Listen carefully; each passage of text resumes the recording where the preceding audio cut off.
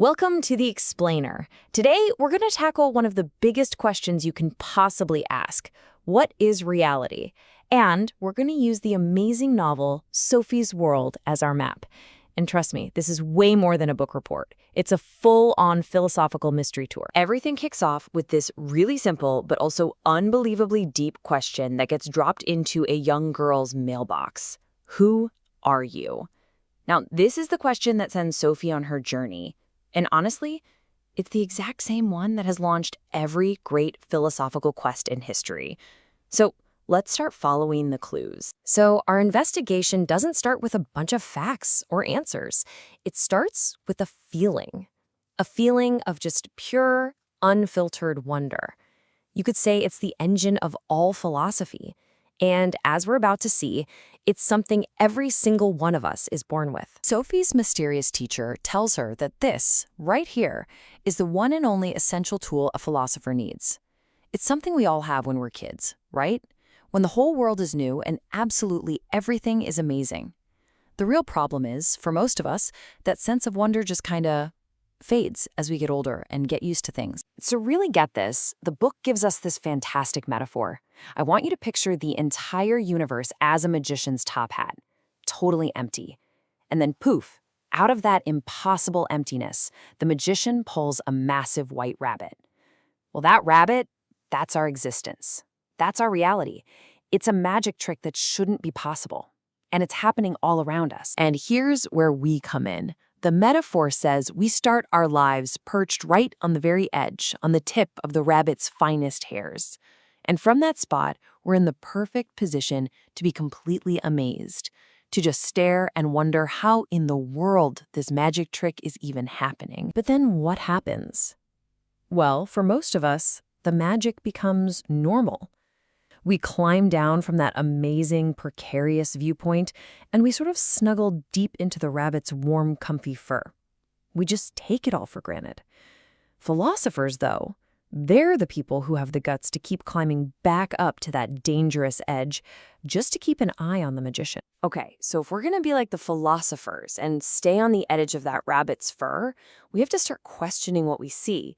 And that leads us to our first huge clue in this mystery, left for us by the ancient Greek philosopher, Plato. Plato came up with this really radical idea. He said that the world we see and touch and hear, it's not the real world. Not at all. He argued that reality is actually split in two. You've got the sensory world, which is the one we live in, full of imperfect copies, kind of like shadows. And then you've got the world of ideas.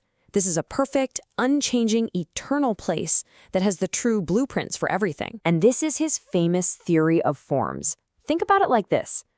You have a single gingerbread man cookie cutter, right? That's the perfect form of a gingerbread man. You can use it to make 50 cookies, but they won't all be perfect.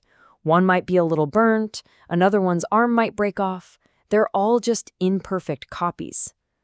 For Plato, every single thing in our world, every chair, every tree, every person, is just a flawed copy of a perfect, eternal form that exists somewhere else. Plato's allegory of the cave really drives this idea home.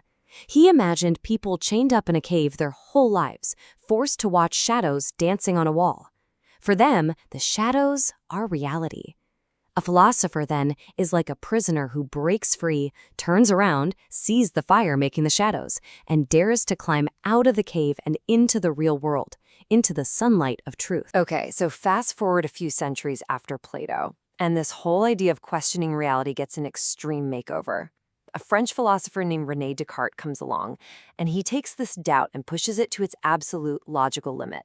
And our mystery gets a whole lot deeper. Descartes basically decided to throw out everything he thought he knew. He figured, I can't trust my senses. They fool me all the time in my dreams. He couldn't even be positive that the physical world around him was real. So he started with this really unsettling question. How do you know for sure that your entire life isn't just one long, very convincing dream? So after doubting everything, the world, his body, everything, Descartes found one thing, one single truth he couldn't possibly doubt. He realized he could be certain that he was doubting.